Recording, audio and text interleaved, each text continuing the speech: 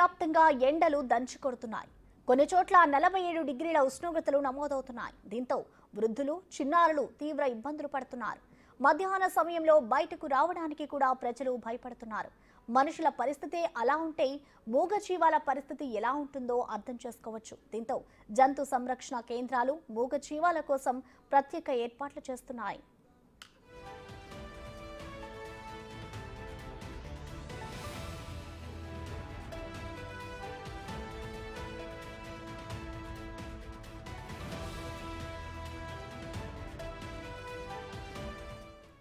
వేసవి తాపం నుంచి జంతువులను కాపాడడానికి తమిళనాడులోని సేలంలో కురుప్పబట్టి జులాజికల్ పార్క్ అధికారులు ప్రత్యేక ఏర్పాట్లు చేశారు.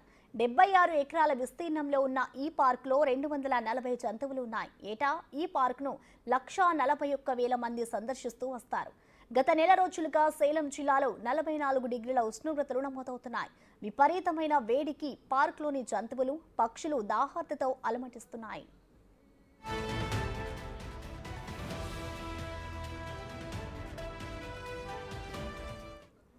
దీంతో ఉదయం 11 గంటల నుంచి సాయంత్రం 4 గంటల వరకు పార్కులో నీళ్లు చల్లుతూ వాతావరణాన్ని చల్లబరుస్తున్నారు.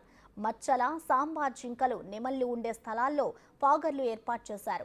పార్కులో తడి ఆరిపోకుండా నేలపై వేపాకులు, వరిగడ్డిని పరుస్తున్నారు. జంతువులు ఉన్న ప్రాంతాన్ని తడిగా ఉంచడానికి అన్ని ఎన్క్లోజర్లలో నీరు పిచికారీ చేస్తున్నారు. రెగ్యులర్గా అందించే ఆహారంతో పాటు వాటర్ మిలాన్, మస్క్ మిలాన్ లాంటి పండ్లను కూడా జంతువులకు అందిస్తున్నారు. మూగజీవాలు డీహైడ్రేట్ అవ్వకుండా జాగ్రత్తలు తీసుకుంటున్నారు. పార్కులో వాటర్ ట్యాంకులను అందుబాటులో ఉంచుతున్నారు.